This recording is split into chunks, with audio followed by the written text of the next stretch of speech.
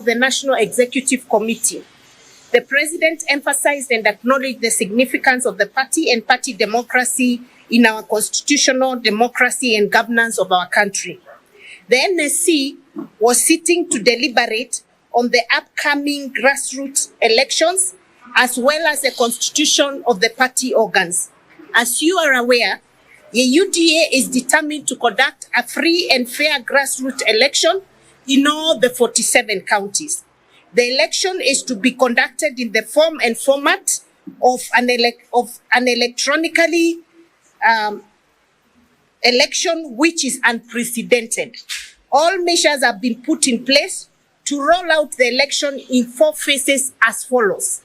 Phase 1, on the 26th of April 2024, the election will be conducted in the following counties: Nairobi County, Narok County, West Pokot County, Busia County, Homa Bay County, Isiolo County, and Garissa County. Phase 2 of the elections will be conducted on 22nd of June 2024 in the following counties: Mombasa, Uasin Gishu, Nyandarua, Tharaka Nithi, Machakos, Kisii, Bungoma, Siaya, Taita Taveta, Wajir, Tana River, Kwale, and Marsabit counties. Phase 3, which will be conducted on the 10th of August, will be in the following counties: Kiambu, Embu, Kericho, Meru, Migori, Kakamega, Nyamira, Kitui, Elgeyo Marakwet, Samburu, Kajiado, Mandera, Kilifi, Murang'a, and Lamu counties. Phase 4 will be conducted on the 24th of August in the following counties: Nakuru, Bomet, Nyeri, Kirinyaga, Nandi, Baringo, Turkana, Laikipia, Trans Nzoia, Kisumu, Vihiga, and Makueni. OCS John Misoi continues to receive medical treatment after being attacked and shot with an arrow in his right leg during an operation against illegal alcohol in the Gashororo area of Juja. According to the Kiambu County Police Commander Michael Mushiri, OCS Misoi was struck by an arrow during an operation to apprehend a suspect involved in the sale of marijuana, with the police successfully seizing 2 kgs of the drug. Now the suspect is being held at the Juja police station while the OCS continues to receive treatment at Avenue Hospital. Leo karibu mwendo wa saa 11 hivi, officers ya Juja police station wakiongozwa na OCS mwenyewe na timu yake waliweza kufika mahali naitwa Gashororo. Hiyo ni ile ya mashinani kule Juja. Na katika ile operation ambao waliweza kunasa karibu kilo 2 ya bangi, na wakati walikuwa wanamalizia ile operation basi mkuu wa kituo OCS wa Juja police station aliweza kuumizwa na mmoja wale wahuni, wale wahalifu, na kwa saizi kwa hiyo hospitali hapa nyuma yetu Avenue, hapa atafanyiwa upasuaji, manake katika goti lake, katika mguu wake wa kulia aliweza kupata jeraha. Kwa sasa ako kwa hali nzuri, ako stable, ashaingizwa kwa theater. Tunatarajia kwamba ni operation ambayo itachukua muda mchache tu, alafu aweze kutoka kwa ile ward, na yengine tutawachia madaktari. Kwa sasa yetu ni kusema ya kwamba hii vita ni vita ambaye hatutaacha. Ni vita ambaye kitu kama ile kitendeka ndio inatupatia hata nguvu zaidi. Manake sisi katika ile huduma yetu jambo kama hili likitokea inatupatia ile motisha, na ningetaka kuhakikishia wananchi kama wale ambao walitueleza kuhusu ile uhalifu ulikuwa unafanyika pale sehemu ya Juja, ni kwamba hatubaduki. Tunaendelea kusonga mbele na tutahakikisha ya kwamba haya mandawa, bangi, madawa ya kulevya, pombe haramu second generation ni kitu ambayo hakika lazima kifike kikomo. Now to a story that continues to develop. 10 people died and 10 others in critical condition following a road accident at Kima Q area near Salama on the Nairobi-Mombasa highway. The accident, which occurred at around 9:30 p.m. on Monday, involved a sand-carrying truck from Nairobi colliding with 4 vehicles heading from Mombasa to Nairobi.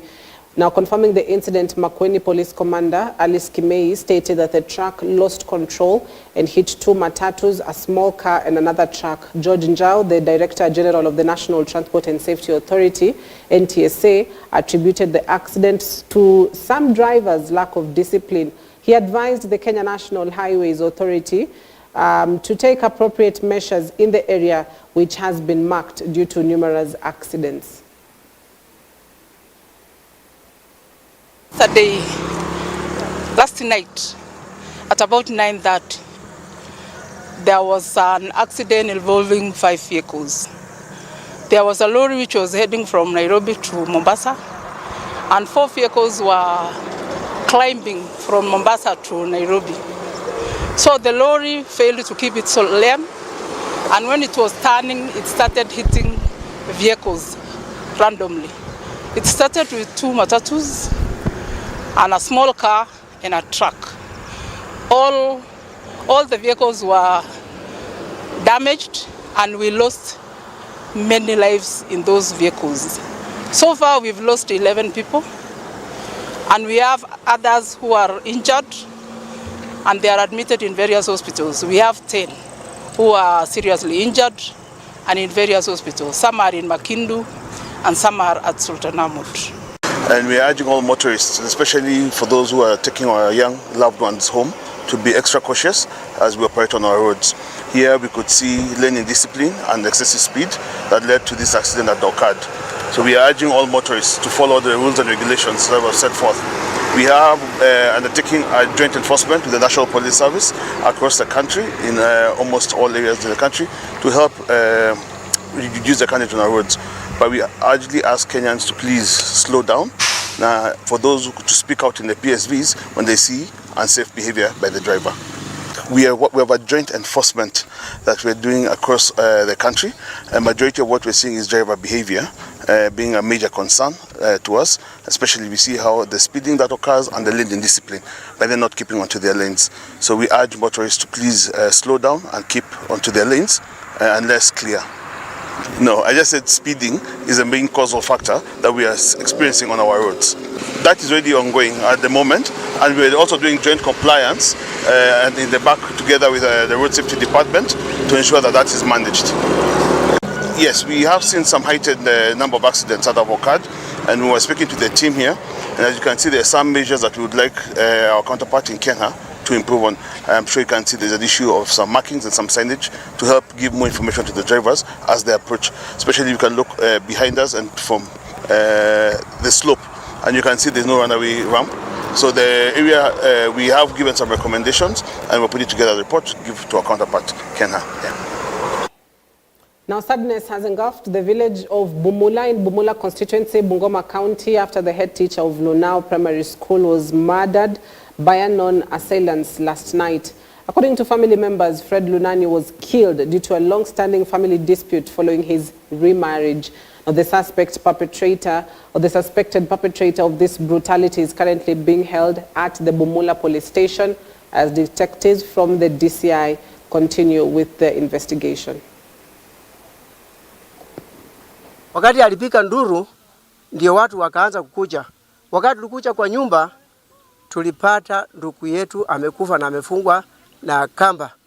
Na damu haikuwa inaonekana. Inaonekana huyu ndugu wetu aliwawa mapema after 2 hours, masaa mawili.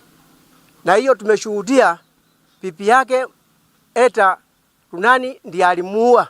Alifanya plani na watu wengine. Yala ambao familia na wakazi wa sehemu ambao wamesema na tena wameshuhudia ni kwamba tumekuwa na msosano wa familia. Hiyo imetirika wazi kwamba bibi amehusika katika kifo ya ndugu yangu. Na kwa sababu yeye yako katika mikono ya polisi, na tumekuja nao hapa hivi hata leo, wakati mnakuja umewapata. Tunaomba kwamba uchunguzi wa kifo ya ndugu yangu, kwa sababu wakati wanaeleza Hakuna kitu ilionekana kwamba huyu jamaa alitungwa kama kisu ile ya kusema aliplead tukaona damu kwa nyumba.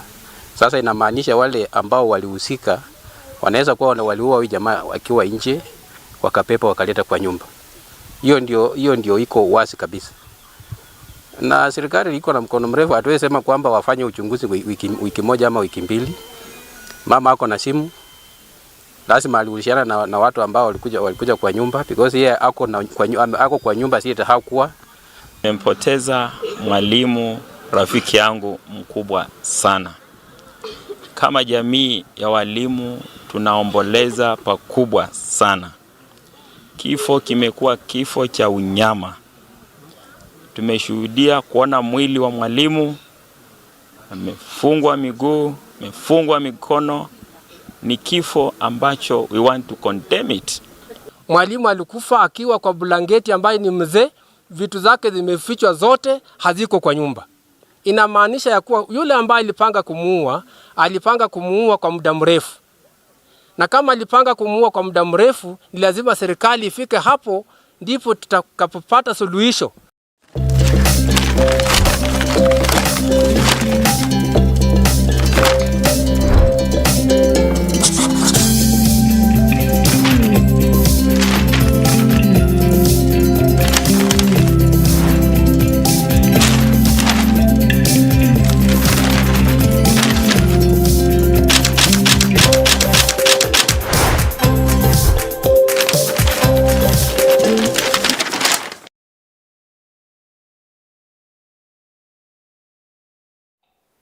To the newspapers briefly. Now, the Standard: inside power struggles in Raila's party. Inside power struggles in Raila's party. Now, succession tremors since Odinga announced his quest for the African Union top job. His charges have been restless, plotting to succeed him.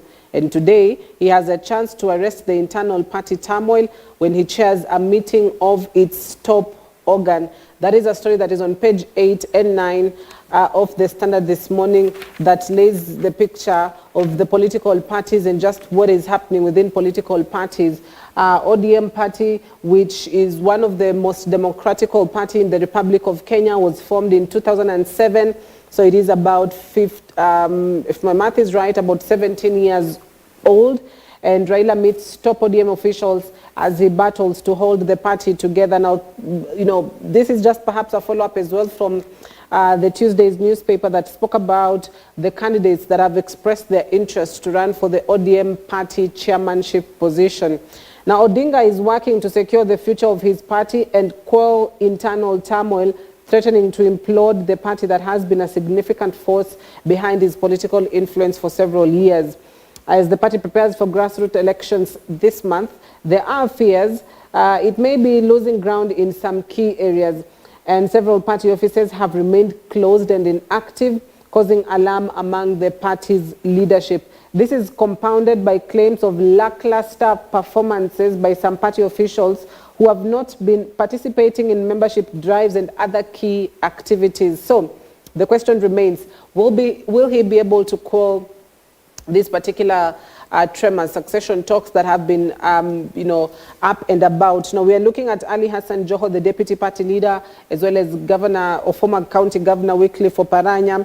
We're also looking at John Mbadi, he's the chairman of the of the ODM party. We're also looking at Opiyo Wandayi, who's the minority leader at the floor of the National Assembly, as well as Babu Owino, one of the vibrant young people that joined ODM as well. So Ruto picks Kiare Boss to lead UDA poll board to quell wrangle. So this is basically a story about the political parties, the headache that comes with grassroots elections to ensure, one, you're keeping your party intact, two, that there are no such big divides. So one page talks about Ruto picking Kiare Boss to lead UDA poll board. We've had from the chair lady, that is Cecily Mbarire, a bit earlier on, as well as the ODM party on the other page, where Raila meets ODM top officials today. So we'll be keeping tabs to see how that goes. Also, call off strike. Doctors told as states to settle arrears and deploy interns. Now, the striking issues, the government last night said it was addressing the concerns raised by doctors, even as rival submissions in court by doctors. the Health Ministry and county governments laid bare the medics' demands and positions of the authorities. Now, we have what we call the Whole of the Nation Approach Committee, which basically had a hand as well in the statement to doctors for them to call off the strike. As state says it will act on doctors' issues and asks them to call off the strike. Now, some of the KMPDU demands or medics demands, one is the implementation of the 2017-2022 CBA demands, CBA negotiations, end to salary delays, remittance of statutory deductions and insurance premiums, comprehensive medical insurance for all doctors in the Republic of Kenya, employment of all doctors out of employment, provision of adequate protective gears in health facilities, postgraduate training and promotion. We're also looking at posting of interns, creation of centralized management of human resources, as well as call allowances for medical practitioners in universities. So doctors remain adamant, saying they are not ending that strike any soon unless that particular CBA agreement is achieved. So these are the headlines on the Standard. Now let's talk about the Star, which also speaks on UDA party primaries, where election headaches as UDA holds crisis talks. Election headaches as UDA holds crisis talks. Now ODM, UDA gearing up to bite the bullet, hold the normally chaotic and divisive party polls. A story that is on page 4 and 5 of the Star. Now, internal democracy, Raila is expected to chair a national management committee meeting today. And the Star newspaper has done a highlight of some of the regions where elections of the UDA are likely to be stiff. Now, this includes Nandi, where it's Samson Cherargei versus Stephen Sang. That is on August 24th. On August 26th in Nairobi, Johnson Sakaja versus Millicent Omanga. Nakuru, Susan Kihika versus Kimani Ngunjiri. Muranga, Ndindi Nyoro versus Irungu Kangata. Elgeyo Marakwet, Jonathan B. versus Oscar Sudi. In Kirinyaga, it's Anne Waiguru versus Purity Ngirishi. So these are the areas where UDA elections are likely to be stiff because they have UDA leaders within those regions who may need to marshal some support for some of their allies. Now, President William Ruto's UDA party has announced a new calendar for its grassroots elections in a second attempt to conduct the divisive exercise. Ruto is faced with the headache of holding Democratic Party elections, which is also the case with his political competitor Raila Odinga of ODM. Now, the two main political protagonists are, however, gearing up to bite the bullet and hold those party elections. And UDA said, it will hold those elections in various phases, beginning April this year, all the way to August this year. The head of state says it will be digitally. On the other hand, ODM have not really given a clear structure on how or what method or what structure they will use to hold these particular grassroots polls. And so these are some of the issues that might be addressed today following that particular meeting. Also, tales of suffering patients as doctors' strike grinds on. We are looking at stories, persons that are going to hospital but cannot access medical help because the doctors are on strike. And so that is something also that today is actually day 21 of the doctor strike. Yeah, today is day 21. Now, on the forecast, the Meteorological Department says rains will continue into June in 23 counties. The heavy rains has warned of flooding as well. Now, finally, the Daily Nation. MPs plot to control 96 billion shillings roads kitty. MPs plot to control 96 billion shillings roads kitty. Now, lawmakers are planning to change the law to make it mandatory for the Kenya Roads Board to consult them on roadworks across the country, even as they seek to hold sway over the implementation of such projects in their constituencies. A key campaign issue that will hand them the advantage over rivals in the next polls. Now, that is a story that is on page 10 of the Nation that says on legislation, the proposed amendment coincides with a steep rise in the allocation to the KERA from the roads levy. So MPs plot to seize control of 96 billion shillings roads budget, and the lawmakers plan to change the law to make it mandatory for the Kenya Roads Board to consult them on road issues. Now that bill is at the floor of the National Assembly, and we'll be keeping tabs with that as well. Now, planned party polls, acid test for Ruto, Raila, same on party polls, as well as doctor strike, state releases funds for interns. So those are the stories that are making headlines on the newspaper. The Nation MPs plot to control 96 billion shillings roads kitty. The Star speaks of election headache as UD holds crisis talks, as the Standard talks on inside power struggles in Raila's party.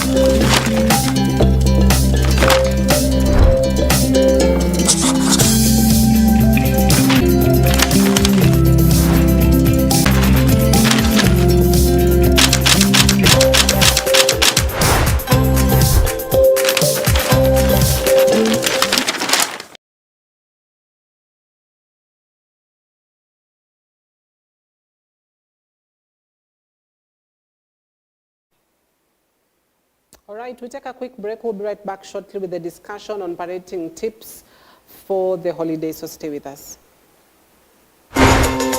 So we are about to have this conversation just to help you manage stress, manage the tempers, as well as create social connections with your child. To an extent, they can be free to tell you anything, as well as, have that relationship with your child as, father to child or even mother to child. So that is just about what we are to talk about this morning. Feel free to engage with us on our social media platforms.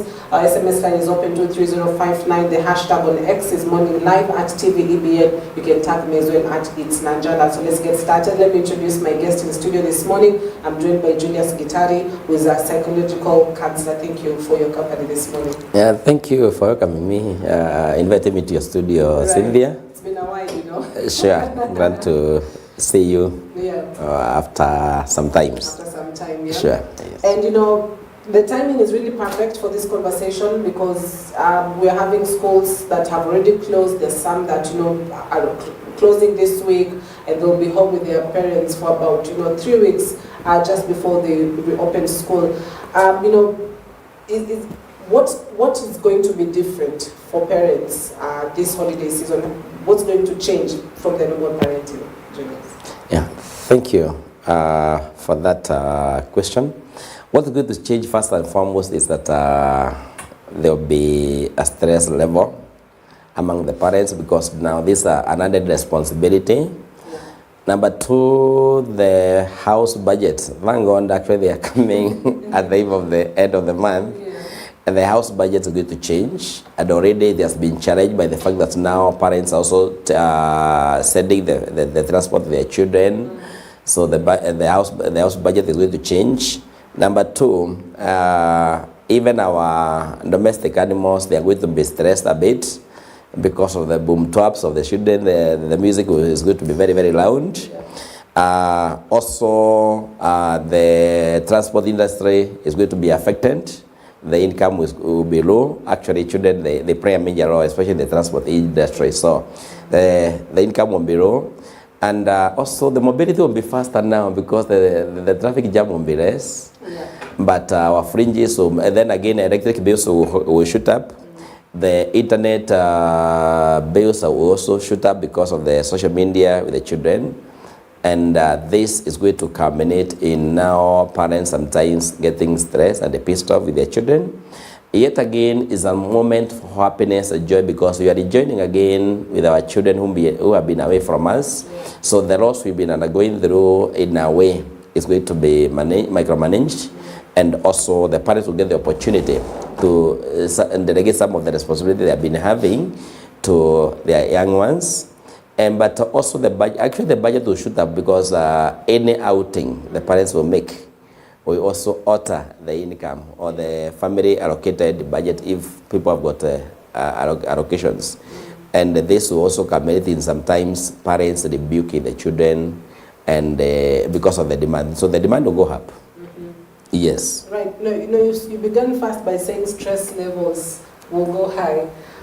Is this something that a parent should prepare for psychologically, that, this child has been away to boarding school, for instance, for about 3 months, now they're coming back home. Their behavior has perhaps changed if you compare to how they left in January and how they're going to be right now. So is there a psychological preparation for parents that, okay, this is what it's going to be for the next 3 weeks? Yes, actually a major one. That readjustment is not easy because, first and foremost, the children, actually, especially the parents who transited their children to Form 1s, and also those who probably took their children to boarding school. There will be a challenge as the children come back, because now that transition, parents have still been processing the loss, because transition from one stage to the other culminate in losses, and these losses are permanent, they are not reversible. So parents have been still going through the grieving process. The fact that the child have been sent into the shop, now it is me is going with these showers and this cold weather. So the parents have been grieving. So now, the comeback of the children, again, we need to remember, is like an aircraft, the way it leaves the airports, and when it is coming to land, actually also the acceleration process should not be instantaneous. So we need to give it moment to cool before the engine stops. So, and these children now, they have been in different environments that has been socializing. The school is a socialization agent, and so that socialization can shape you in a negative or a positive way. And then again, there is the workload in school. And the child has been now put out to the Bell ministry. School life is a Bell ministry. So it's no longer now calling you and programming you. So here you are programmed, you are conditioned by the Bell. So that Bell ministry also brings about the stress. So the parents need to be prepared for this kind of an adjustment. And I also want to recap something right now, even as the schools are closing. I want to say, actually, the crosser has come with some challenge because of the incidents of the accidents. The accidents have taken place. So what happened, actually, before even the school closes, the universities have been engaged. Some of our national universities have been engaged in the accidents. Parents are still processing the losses, the families. Then also, yesterday there was the incident of the Chavakari boys incident, whereby now the school is mourning because of the accidents. So that loss and grief, in fact, it is creating even a scare, even as the school come to a closure. But that should not put the parents off, as some of the disasters are natural, they are beyond our control. The most important thing is to pray for our children as they go to school, as they come back, is by the grace of God. So there is that loss and grief that they are processing. At the same time, at home, probably we might have also lost our loved ones, and these are very significant to the life of the children. All these losses are there, and they are tied to the parents. We're supposed to be the caretaker. We're supposed to be now the champion of the family. So the stresses are there. Even the children are stressed. Then there is the catch-up. There is the teachers giving children a lot of homework. So instead of going for the holiday, we are going now for the assignments. Yeah. So it's just a substitution of the school. And at the same time, yes, the children are supposed to come and rest a bit so that they can be able to recuperate the energy to go back for the next semester. So they are stressed. Some of them, because of the environment where they have been, they have joined bad companies. And the word of God is very categorical that don't be deceived. Bad company corrupt good morals. So they have joined those. So they will come with even with some letters that you need to go and see the counselors and psychologists. So they will be that kind of a challenge. So the parents now is struggling here to take the children to the counselors. This child has changed the behavior. The angel I took to school now has come as a deputy devil back at home. So there'll be all those kind of challenges, and therefore you realize that even the relationship, which was so nice before they transited, has changed. Parents are complaining. So instead of parents now complaining, let them embrace, let them have a big heart to accommodate the children and be able to adjust. Actually, it is the parent who is supposed to adjust. The way we say when you retire, you have to readjust to the culture that you have used, the routine. It is the parents to adjust, not the child. When they adjust and embrace the fact that the changes have taken place, definitely there will be the opportunity to correct the wrongs where they might have entered this family system. So that correction is very critical, and it should be done with a lot of love, care, and they should be well affirmed. Yes. You know, you've mentioned something very important on it should be the parents to adjust, not the child. But it seems some parents just are not ready for that, and that is why you look at cases where the moment the child closes, aende kwa shosho, you know, you are transporting them immediately. In fact, some of them don't even get to come back to where you are. You've just, you know, made rearrangements for them to be picked where they are at school all the way to our country. You know, it may vary because there are some parents, perhaps their schedule is just too tight, but there are just those who are just not ready to adjust. You know, in that kind of situation, Julius, who's at fault? It is the parents, because they never engage the children in the plan. Children should participate in these plans. These are not just robots. The culture of children are there to be seen and not to be they are there to be seen and not to be heard. That's a very archaic way of parenting. Those are outdated systems. They are only meant for unfit dispensation. So, actually, every family rule that we make, if we are parenting, the children must be involved, because they can really throw those rules out of the window, or they can really cope with them. Yeah. So let's. Our children are like cement, like wet cement. We are the ones to shape them, but in this shaping, can we involve them? They need to be involved in the decisions that the parents are making, and as the decisions, as we conclude, we come up with this kind of decisions, there must be the win-win strategy, so that the children does not feel that at least you're really pressing us at the corner.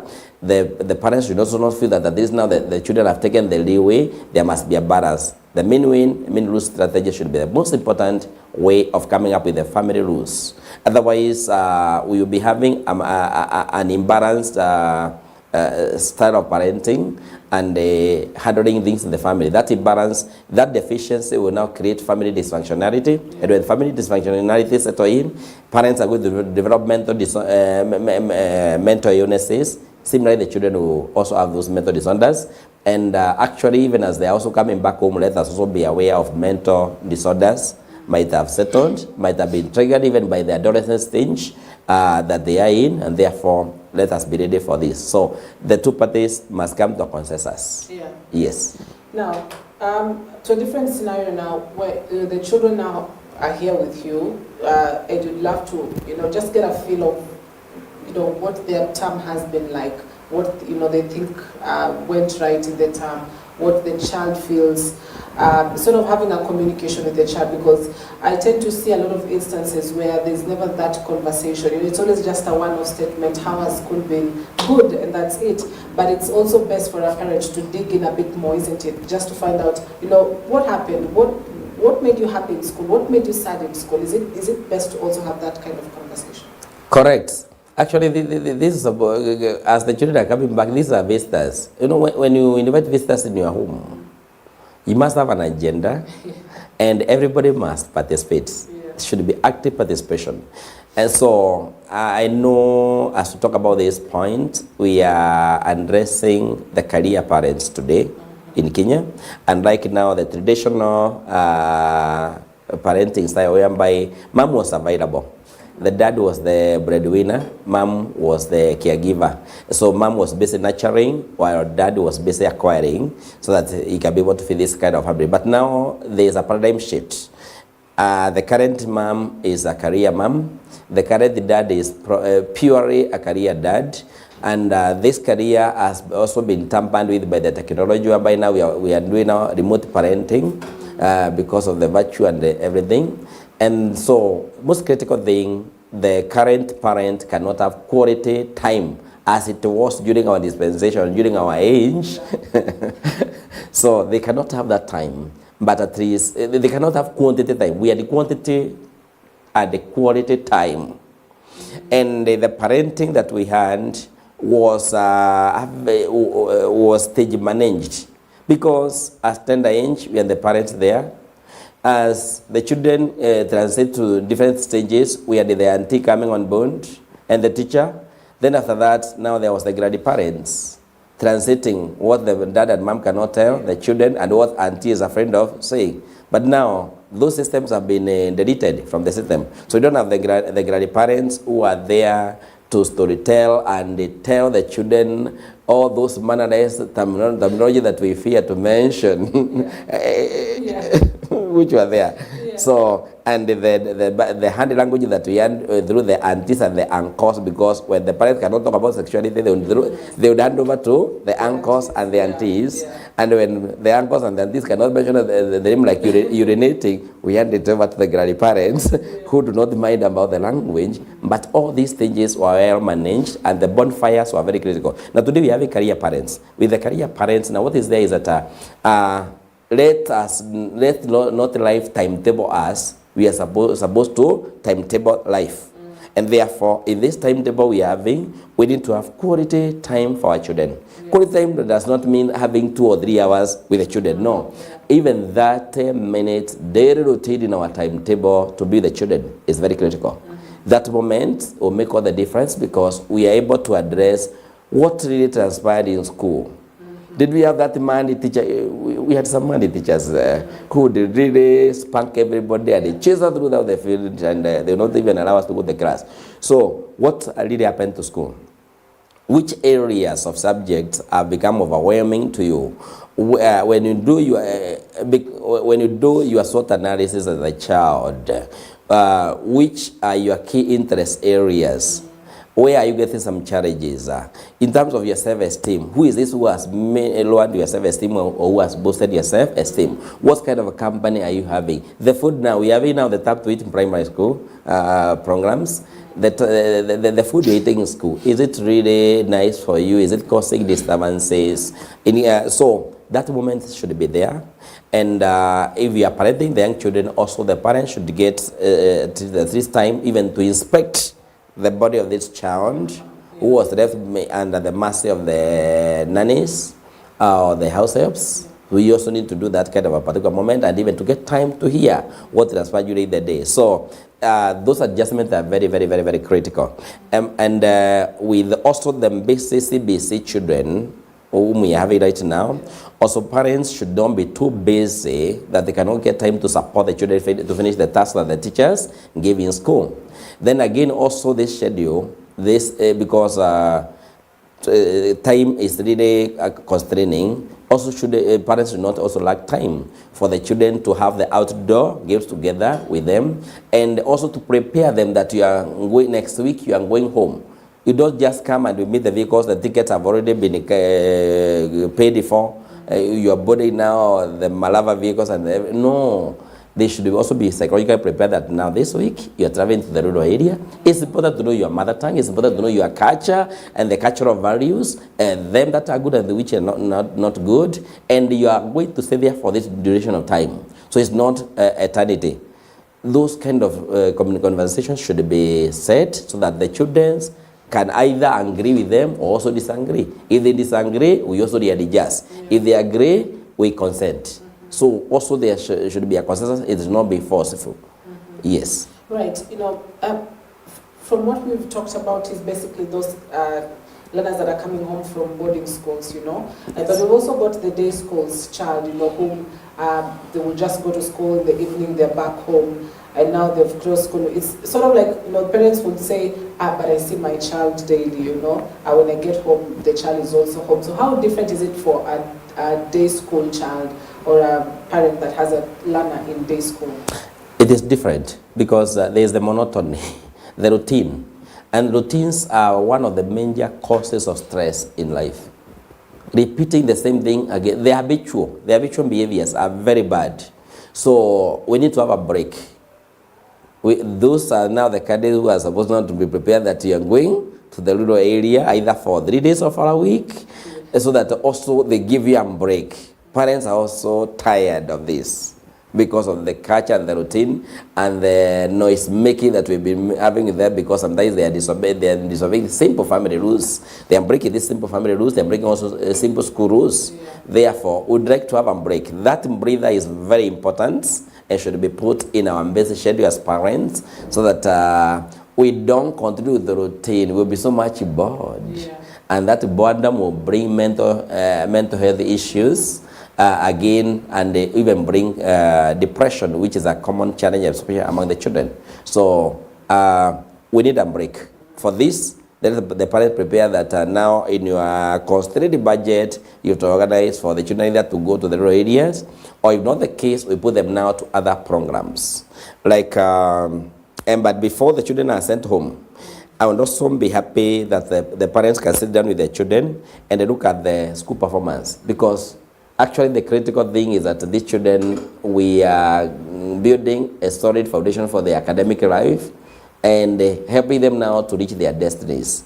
So it's important also to look at the subject clusters, because I have listened to a number of presentations this year that EBN has done on career paths, which we also the strongest right now in the area of career guidance and psychometric assessment. And a normal human being requires 6 major subjects to excel in life. Mathematics is mandatory. There is no career without mathematics. That one should be mandatory. Then languages is either English or Kiswahili. Those are the core foundation for any career path on this earth. Let nobody cheat us to have the knowledge about mathematics. Those are the key career, key foundational courses. Then after that, now we need the 3 more subject clusters. And those subject clusters are the ones that now are making somebody with an A- not to do medicine that they wanted to do because of the other 3 subject clusters. So they have done very well in languages, they have done very well in mathematics, but now the subject cluster, the combination of the 3 is critical. So let's the parents look at those. And when they discover the weaker area of the child, then it is important to now think, especially during these kind of holidays, where they can get a coach or a mentor or somebody who can be able to take the child through the tuition, so that at least now they boost the subject that they are weak in because of that subject cluster that determine the careers. So it's important, even as we think of sending them home, if they can be put in a place where we can boost the areas of their weakness in the subject combination, is critical. Because whether the child is talented like what, whether they are genius, as long as they're not performing very well academically, those talents might go to the drain. So it's important, because as much as they're in school and we know that we are naturally talents, then the certificates that the government of Kenya give them is very critical for their destiny, for their future. Right. So those subject clusters are very important. And entering the path that is about you, not the whatever is remaining on the table.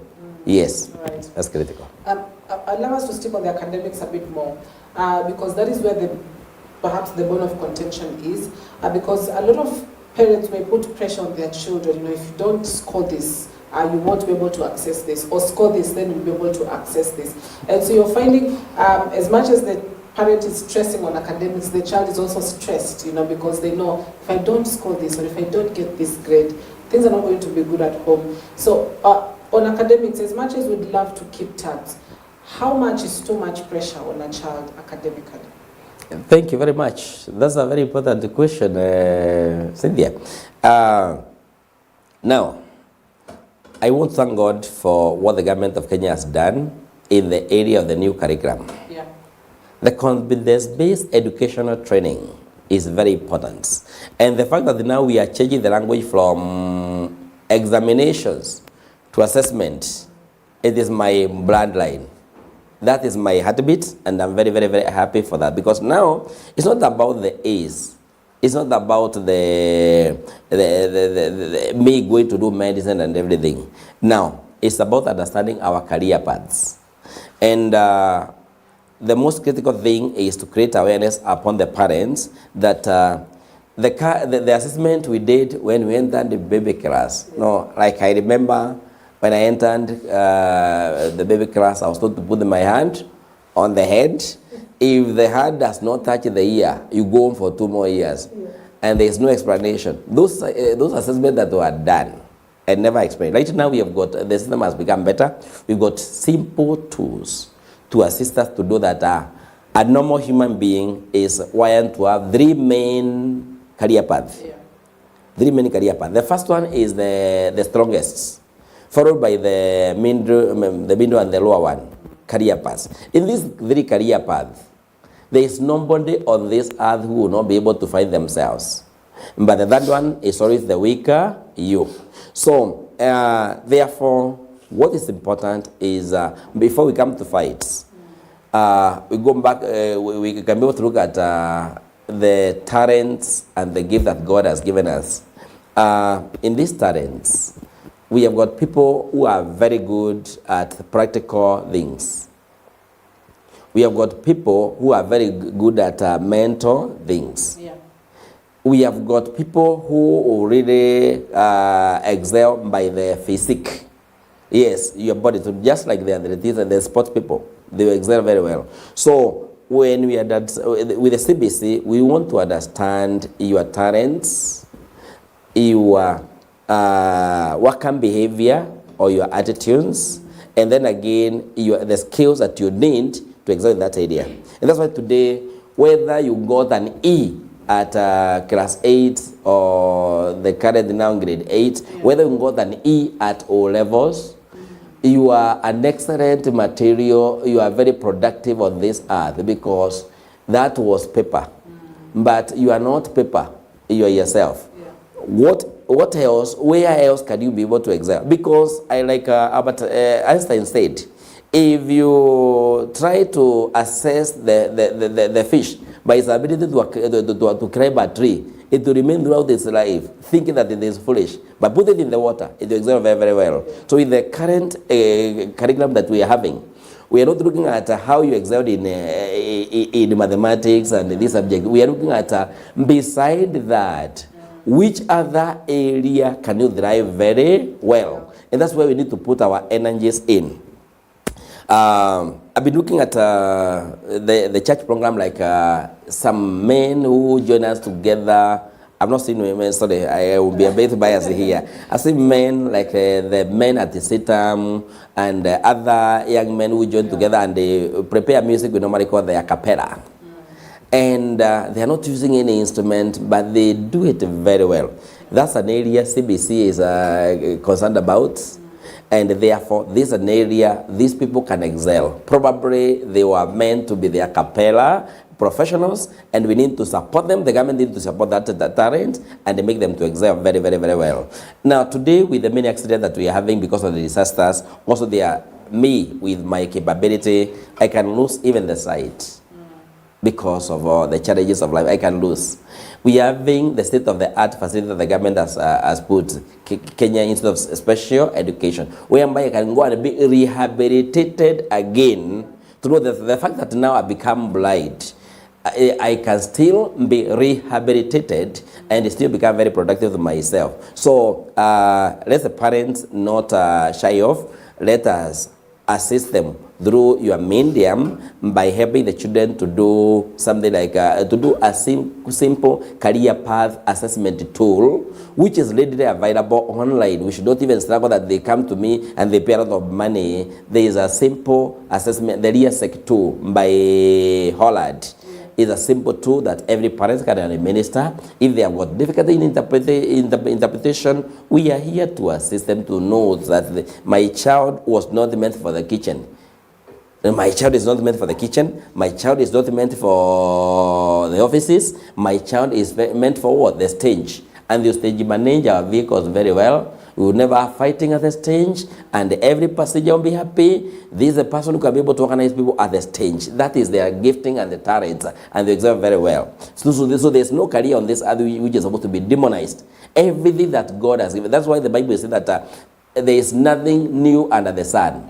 So every career is not new, and they need to be nurtured. And that's where now competence-based education training is coming in. Let us be able to open our eyes and to know what is the gifting of my son.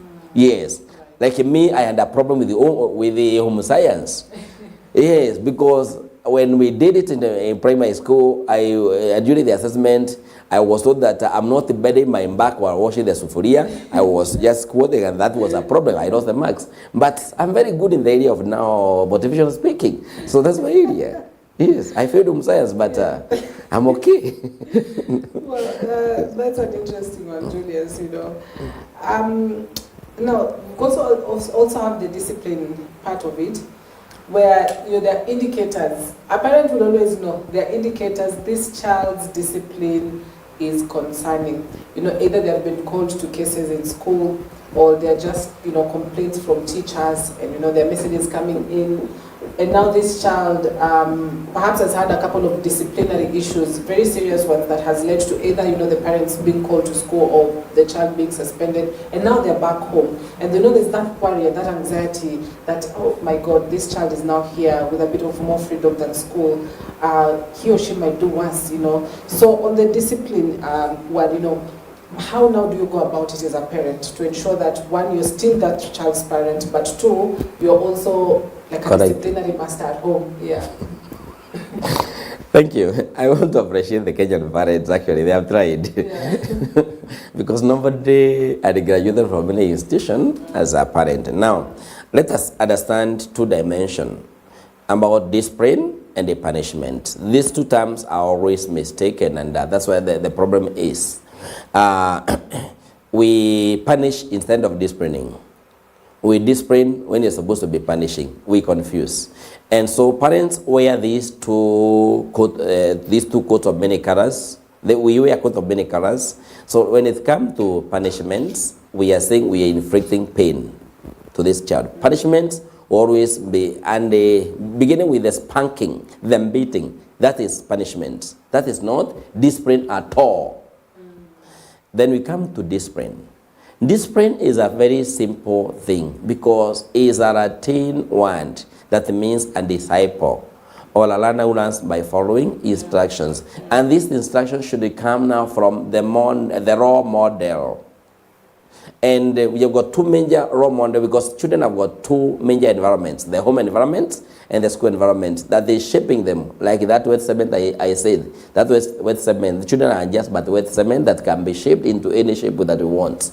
So, if me as the parents, I'm not a role model, then definitely I will not realize that I'm not the problem.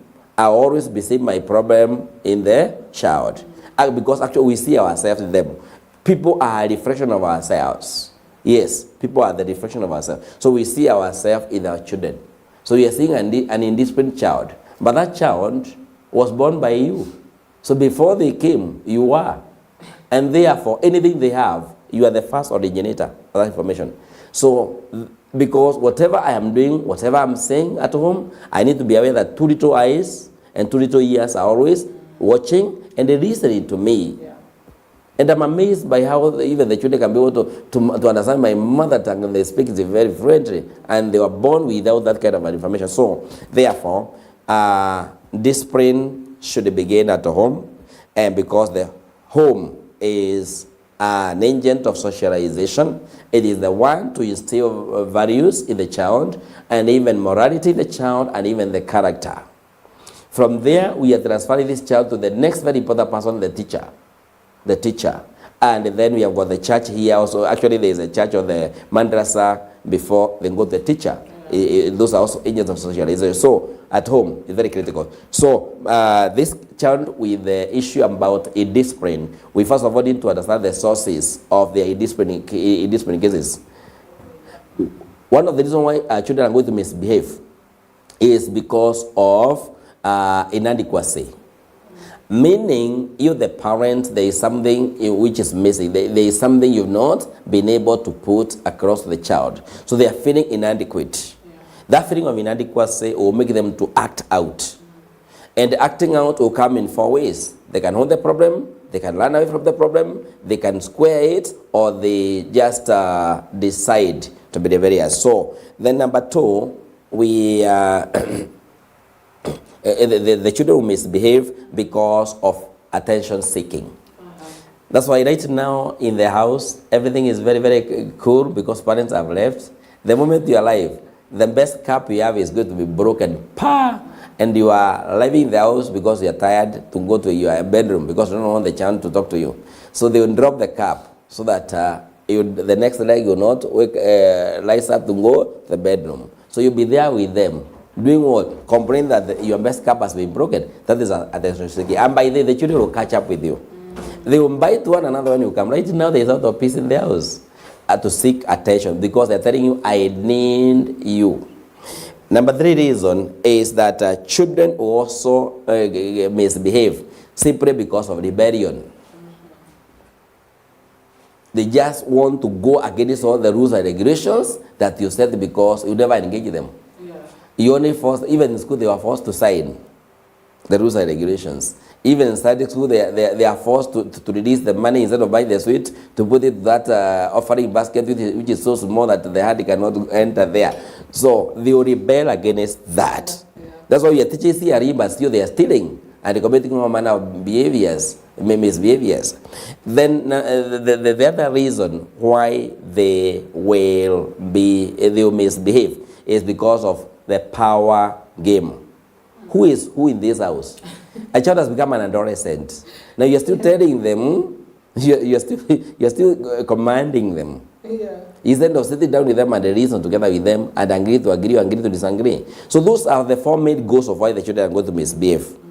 Power game, who is who in this house, then inadequacy, rebellion, and also attention seeking. So we need to understand that both in school and at home, those are will be the major cause of their misbehavior. Therefore, when it comes to that, first of all, we need to check. Before we start now acting, we need to check. What is this that is making my child to behave this way? Yeah. What is it? And is it because of inadequacy? Which area are they feeling inadequate? Is it because of seeking attention? I'm not giving them quality time. I said we cannot get quality time. Is it because of glory of is it because of rebellion that they want to go against they want to test the waters to see the boundaries? This is because they want to move them because away from where they have been, or is it because simply is it because of they want to know whether the way I've been commanded when I was young, even today you're commanding me, you're not realizing that I'm growing, mom? Yeah. Dad, you still think that I'm still the same boy who was 3 years ago, who has been there? So, and that is very important for the parent to understand, so that now when it comes now to disciplining, again, we need to be very careful about now the punishment. Actually, it's not the punishment. This punishment, we cannot go to punish our children in the presence of others, even brothers and sisters. The same way you are offering counseling in a place that do not disturb session in progress, let us have private session for this. Not publicly, because we're even traumatizing the onlookers. We are traumatizing them. Yes, they're the kids. Yeah. They are saying that now after you are through, after I'm through with this India, the next is you. So I'm on the lineup. So let it be done in a private place. The same way when father and mother want to fight, they should prepare the chapatis and the nice things for the children, and they take a journey off, then go to fight in the hotels or in the park there, not in the house. So then number 2, let us first of all explain why you want to inflict the pain in me. Number 3, explain that you still have the child. It's only the behavior you are not comfortable with, because we combine the child and the mistakes. Let us explain what we are dealing with. It's not you. You are such a nice person, besides the fact that you decided to delay to buy the packet of unga that we wanted. And finally after that, punishment should be done. The punishment should be done instantaneously and within the shortest time possible, and they finish. Then can we reconcile back? We've dealt with the mistakes. Can we now reconcile back? Love should that and the fainting beat of the heart, the love you had for your children should not change because of the mistake. We have done correction of the mistake firmly, and we have explained it. Then we have acted. And so there should be no delay in punishing, because I am brought up in a culture whereby I would make the mistake in the morning and nothing is done. In fact, I'm congratulated after the evening when they are coming out to cook chapatis. So you mean chapati is not meant to be something that the meal is supposed to enjoy? Is a trap for me to be now hung with the ropes, to be spanked, to be tortured, to be burnt with an electric iron box. That is now child abuse. So let's have those kind of parameters. Let us first of all explain to them. Let us also understand that these children are also growing. And by the way, all these points we are talking about should be done between the age of 4 years all the way to 14 years. Much of whatever you say, because from 14 years, those are not children. Those are adolescents now who want to act what you'll be doing from 4 years to 14. So the most critical period for this is the 4 to 14 years. You can change because these are children. From 15 years, those are not who want to run away from you. And they want to go and they perfect what you've been doing for the last 10 years. Between 4 to 14 years. 10 years is the time the parent has to do all that. After that, now we are commissioning this particular person to go to the world to act what has been done. And that's why Proverbs chapter 4 verse 6 is, Proverbs chapter 22 verse 6 is very critical. Train up the child in the way they should go. 4 to 14 years. When they grow up, they will not depart from it. The training, it is training, not guiding. Training 4 to 14 years. After that, we are commissioning them to go to the world. And they now starting now saying that they no or yes. No or yes. Because after 14, now that's a flag that can be taken by the wind anywhere. But a firm foundation will not make them to change. Right. Yes. Now, there's also one important aspect that you've brought up in some of the points that you've said. We've got a family of, let's say, 3 children. There's a firstborn who's about, more than 14 years of age. Then the others, are in between that. So basically, your firstborn is an adolescent. And now you've closed school, you've got all of them at home because they have closed. Now there's the point of, this is my firstborn child, and also ensuring that this firstborn child, you do not treat them as a co-parent, as persons that are helping you raise these other young people. Because I tend to see that confusion a lot. You go to somebody's house, you're finding a 15-year-old is basically now cooking and cleaning and raising the siblings. There has to be a line, perhaps a clear line, Julius, between this is just but a firstborn child, but still my daughter or my son, but also to ensure that we're not like co-parenting. If I beat them, you should also beat them, you should also do this. So how do we draw that line? I wish parents are listening to what you have said. That's very important. Yeah. Now, actually, I want to capture something that has come out very strongly. Number one is the distancing of the children should be considered in raising up children. When you've got a distance of a spacing of children, 5 years down the line before you can get the next child, that in itself is a problem. And I want to categorically say it is a problem. Because you discover that each child is growing independent of the other. And that independence is a problem in itself. Because a family is a system. A family is a system.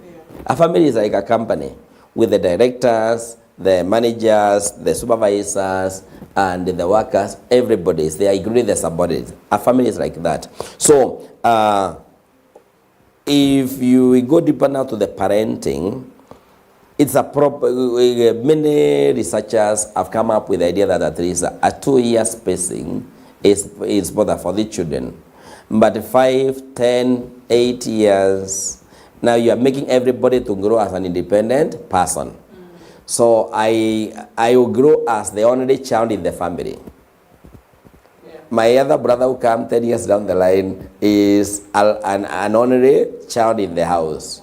My sister will come 10 years after that one is the only child. And therefore, this is not a family. It's a clustered, we are just but good neighbors. So we are just but neighbors. Because even the milestones that we are going through, I will go through my childhood, later childhood, adolescence, young adulthood, independent of you, and even you, my second-born sister, it will become difficult for us even to relate. There are some languages we will not be able to talk. We can't bond very, very, very well. So that's a problem. It's important to have smaller spacing gaps for the children so that they can develop their attachment. That attachment is very, very, very critical. Number 2, every child is born with certain traits or characteristics in the birth order. Every child, they also come up with certain quality or certain behaviors. The firstborn behavior is different from the secondborn behavior. The thirdborn behavior is different from the fourthborn behavior. The fifthborn behavior is different. And so, what we need to know is that let us not make our children to become parents when they are supposed to be children. They have got all the rights and privileges to be brought up. And so when you go to the children's rights, now I make my firstborn, who is a 15-year-old now, like a co-parent with me, that's child abuse according to the children's rights and the declarations that were made in Geneva, the Geneva Declarations. That's child abuse. So the parent should be able to know that even though I'm 17-year-old, according to the government of Kenya, I cannot be given the national ID card. Therefore, I'm still a child. Yeah. I cannot commit a crime and be taken to commit the maximum prison. We have got the juvenile facilities or the Boston institutions for me because I'm still underage. And because I'm underage and I'm supposed to be nurtured and taken care of like a child. Therefore, the dreams and the fantasies that they had of bringing up the best child should also be done. Otherwise, some of our children will mean them to become the maid, the shamba boys, and the house boys, and the house girls, instead of us knowing that at least there must be a boundary. So that's why now the boundaries, parenting boundaries, are very critical. And when these boundaries are not created, there is a lot of abuse. We are also creating dysfunctional laws. If they come to cooking, cooking should be part of the activities to be done during the holidays. It is supposed to be corrective that today we are cooking, we want to prepare the pilau, and therefore somebody is supposed to be given a task to prepare either the potatoes, the spices, the other one to clean the utensils, the other one to cut the onions until they cry, because I hear that if you want to cry without being beaten, just cut a lot of onions. Yeah. So the other one to cut the meat. That's why we are going to produce sanjons. When somebody has been allowed to, we are developing the CBC here. When we cook together, and cooking should be a communal thing, so that the chores are divided in segments, and that segmentation should still make the whole meal. Whatever my onion that I've cut, you the spices you did, and you brought the water. By the end of the day, we want to have a whole meal, and it should be joy because everybody participated. But now when I start asking you that you cannot go to sleep before you clean the utensils, then you are no longer my child. Now I've employed you in the house. You need to wake up and prepare the breakfast. And I'm stretching my bracket here. I assist to become a parent. And in that kind of a case, we create dysfunctional laws. And in the dysfunctional laws, children get abused. When they get abused, they have got the tendency either to run away from home. They have got the tendency either to start now rebelling. And therefore, where the lady started beating us is whereby the parents delegated the responsibility to the children. Parents, let us not delegate the laws to the children. Yeah. Let us have this as outdoor or indoor activities which should be fun, instead of now being, those are your duties before you do your homework. It shouldn't be a routine, no. Right. Yes. So Julius, we're out of time, but I'd love to give you 30 seconds to just, somebody that is just watching, is very excited for the holiday, their kids are back home, but also a bit anxious. So in 30 seconds, maybe you can just sum it up as we wrap it up. In that seconds, I want to say that I want to really appreciate our parents, our listeners, and our viewers, and to appreciate the EBN for this kind of a forum, and request the parents, please let us adjust to the demands of our children. Number two, let us be aware that now the children are coming with a different responsibility to us, which we need to really rise up to them.